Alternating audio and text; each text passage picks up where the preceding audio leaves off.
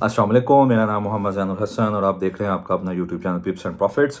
सबसे पहले आज का दिन की बात करते हैं। अल्हम्दुलिल्लाह बहुत अच्छा दिन गया आज का। और जिस तरह आपको वीडियो में बताया था, कल की वीडियो उठाएं, बिल्कुल उन्हीं पॉइंट से बिल्कुल पिन पॉइंट एक्यूरेसी के साथ वहाँ से जो है वो मार्केट उठी। अल्हम्दुलिल्लाह आपको मैंने कहा था कि आपको 20,430 410 से 430 के अंदर नेस्टेक में बाय करनी है और बाय साइड पे रहना है। ये मैंने आपको कल कहा था। और आप देख लें कि मार्केट बिल्कुल 437 से कुछ ब्रोकर्स पे 20,437 और कुछ ब्रोकर्स पे 20,433 से, क्योंकि आपको मैं अक्सर कहता होता हूँ कि जो नेस्टेक और जो डाउ जोन्स हैं, जिसे हम US 30 कहते हैं, और जो नेस्टेक है जिसको हम US टेक भी कहते हैं, और ऑयल, इसके अंदर आपके हर ब्रोकर में देखिए गोल्ड में कुछ ज़्यादा पिप्स का फ़र्क नहीं होता, लेकिन ऑयल में और नेस्टेक में और डाउ जोन्स में US 30 में काफ़ी ज़्यादा पिप्स का फ़र्क आ जाता है हर ब्रोकर के अंदर।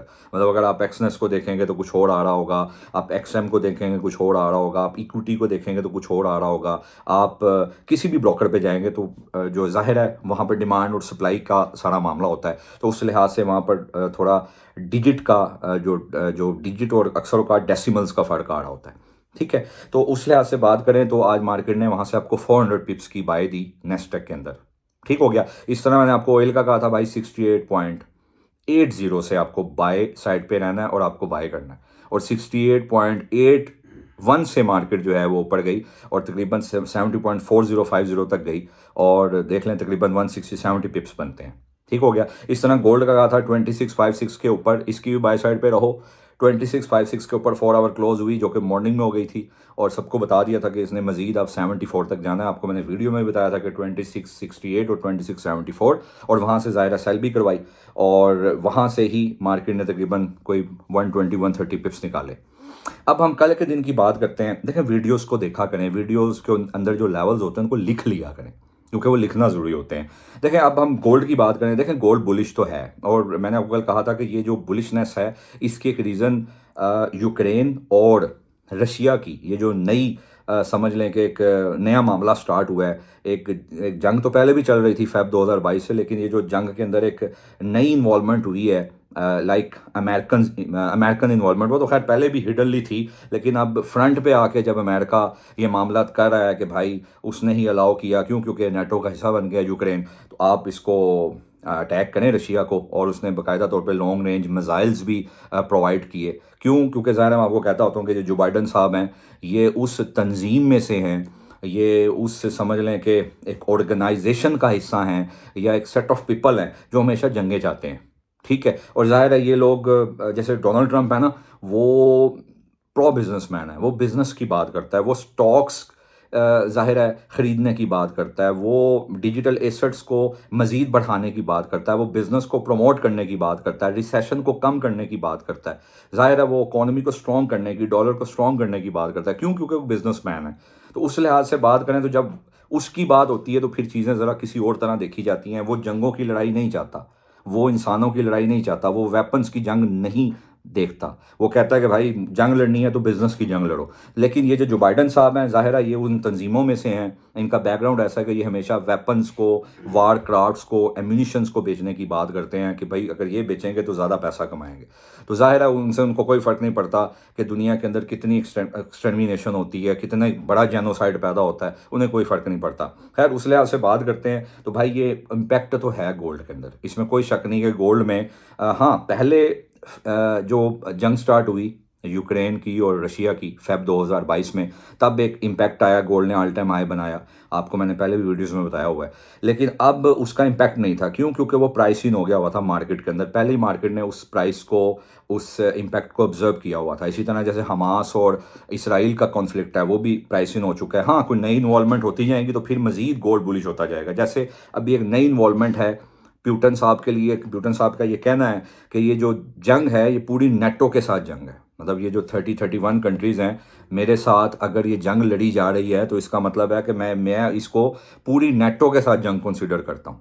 ठीक है, तो उस लिहाज से आप देखें, अब ये एक नया एक जंग का एक समझ लें कि एक डायरेक्शन चेंज हो गई है। तो उस लिहाज से अगर हम बात करेंगे तो हमें अब देखना है कि गोल्ड पे इम्पैक्ट आया है और बिल्कुल पिछले एक हफ्ते से आ रहा है। और अगर हम टेक्निकली बात करें, मैं बार बार एक ही बात कहूँगा कि भाई टी बॉन्ड यील्ड नीचे थी, DXY नीचे था, और फिर सबसे बड़ी बात क्या थी कि आपके पास ये चीज़ भी मैंने आपको बताई थी कि आपके पास तीसरी कैंडल थी वीक की और उसका वॉल्यूम बिरिश में कम हो रहा था, और अब थर्ड आप कैंडल देख लें, आपका वॉल्यूम कम हो रहा था, तो वीक में मार्केट जो है वो बुलिश है।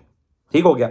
अब हम बात करते हैं, सबसे पहले अगर हम वॉल्यूम की बात करते हैं तो भाई वॉल्यूम इंट्राडे में बेशक मार्केट ऊपर जा रही है, लेकिन वॉल्यूम कम है। वॉल्यूम दिन ब दिन कम होता जा रहा है इंट्राडे का।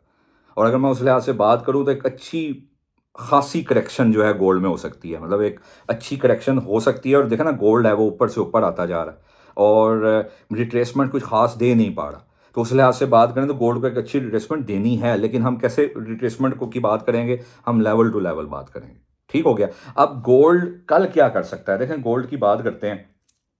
देखें, एक बात को समझें, गोल्ड इस वक्त बुलिश तो है, बिल्कुल है, और लेकिन एक चीज़ जो है वो ठीक नहीं है, वो ये है कि DXY भी ऊपर जा रहा है, टी बॉन्ड यील्ड भी ऊपर जा रहे हैं और गोल्ड भी ऊपर जा रहा है। जबकि टी बॉन्ड यील्ड तो इन्वर्स चलता है गोल्ड से, तो उसको तो नीचे जाना चाहिए। अगर वो नीचे जाए तो गोल्ड ऊपर जाए, वो भी ऊपर जा रहा है, DXY भी ऊपर जा रहा है। देखें, याद रखें, जब भी कभी जंगों का निज़ाम स्टार्ट होता है, जब भी जंगें स्टार्ट होती हैं, ये एक इन्फॉर्मेटिव बात है, अपने दिमाग में बिठाएं।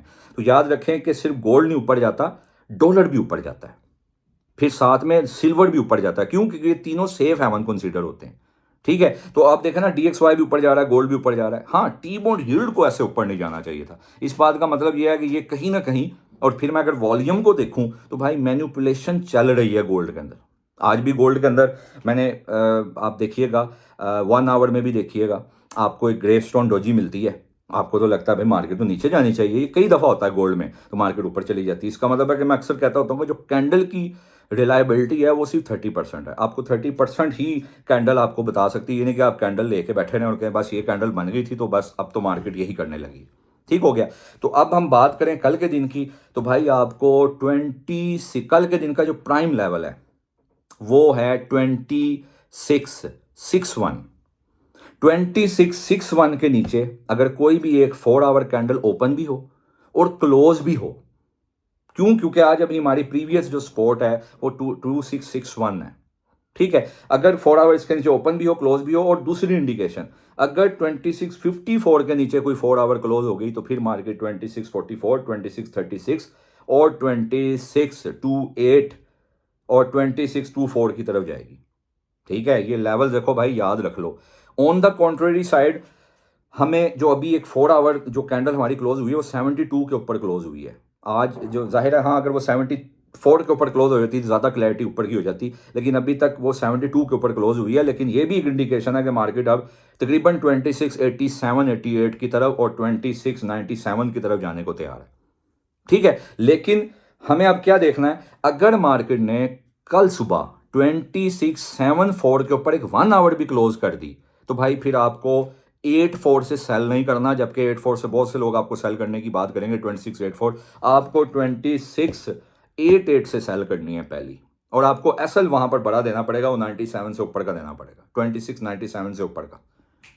ठीक हो गया। हाँ, अगर आप को अच्छी सेल तलाश करनी है, जैसे ही मार्केट ने 74 के ऊपर, अगर 74 के ऊपर एक 1 आवर क्लोज कर दी या कोई 4 आवर अगर क्लोज कर दी, तो फिर आप कोशिश करो कि गोल्ड की रिट्रेसमेंट पे बाय करो, और आपका फिर से दोबारा जो TP1 होता है, पिछले दिनों मैंने इस तरह वीडियोस में जब ये 25 की रेंज में था ऐसे ही बताया था, तो आपको फिर 26, 9, 6 और 7 से सेल करनी।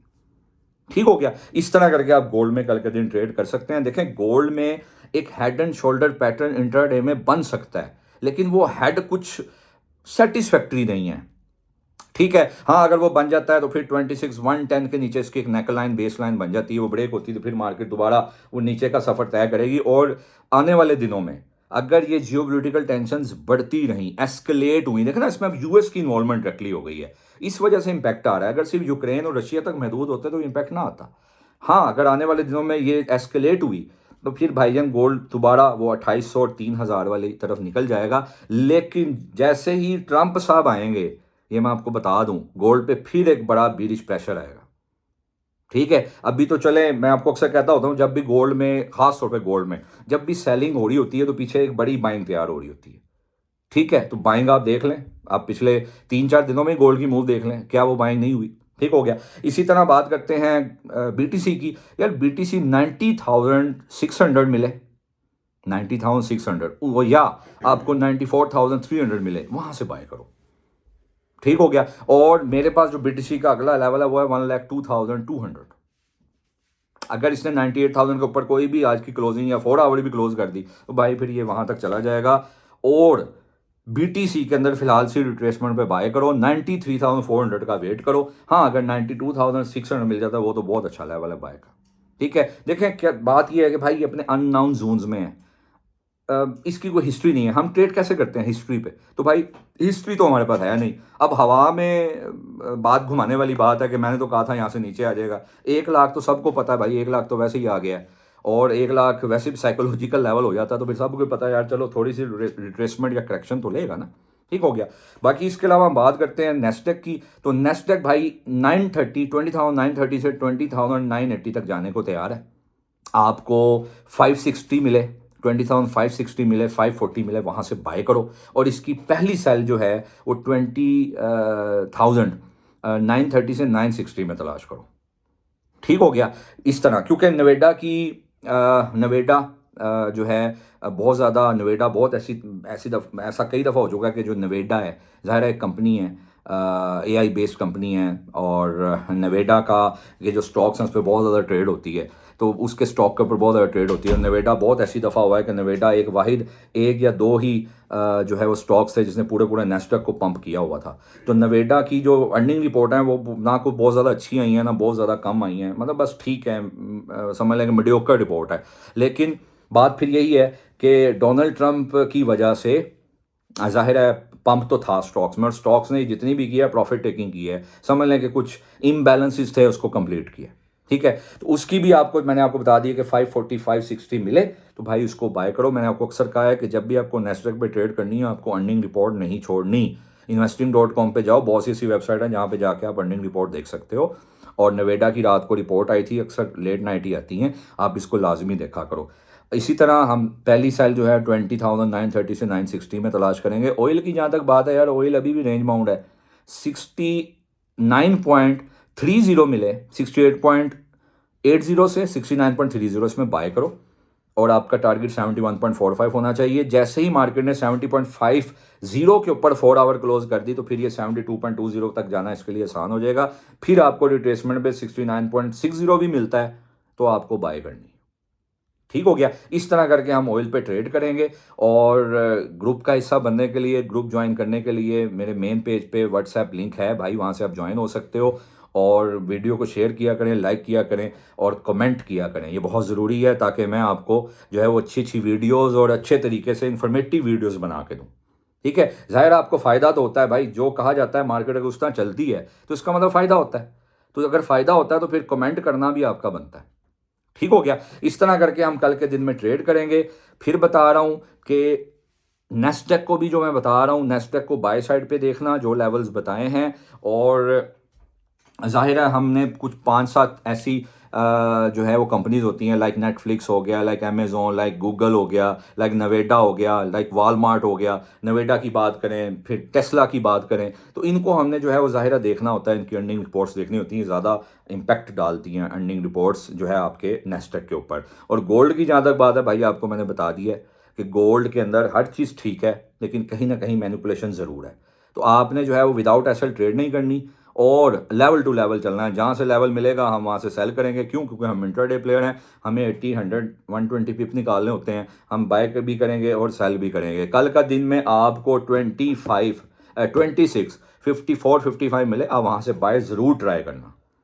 ठीक हो गया। बाकी देखें ना, एक मिसाल देता हूँ, अब मार्केट अगर जब तक 26, 54 के नीचे 4 आवर नहीं क्लोज करती और वहाँ डायरेक्टली मार्केट कल सुबह पहुँच जाती है तो यार आपको बाय करना है ना। क्यों? क्योंकि वहां पर एक बड़े टाइम फ्रेम की आपके पास एक सपोर्ट तकरीबन बन चुकी है। ठीक हो गया। हाँ, वहां देखें ना, एक मिसाल है, एक बंदा है वो सपोर्ट से बाय करता है, रेजिस्टेंस पे अपनी जो है वो प्रॉफिट टेकिंग करता है, रेजिस्टेंस से सेल करता है, डिमांड पे जाके सपोर्ट पे जाके प्रॉफिट टेकिंग करता है। तो जाहिर है हर बंदे का, हर बड़े इदारे का एक टीपी पड़ा हुआ है। अपनी स्पॉट से वो स्टार्ट करेगा, रेजिस्टेंस पे टीपी बुक करेगा, रेजिस्टेंस से स्टार्ट करेगा, स्पॉट पे टीपी बुक करेगा। तो जब तक मार्केट ये कंडीशंस नहीं करेंगी और मार्केट डायरेक्टली उस डिमांड जोन में या सप्लाई जोन में पहुंचेगी तो भाई हम बाय भी करेंगे, हम सेल भी करेंगे। ठीक हो गया। इस तरह करके इंशाल्लाह ताला कल ट्रेड करेंगे। अपना बहुत ख्याल रखिएगा। कल की वीडियो में मिलते हैं। अस्सलाम वालेकुम व रहमतुल्लाह।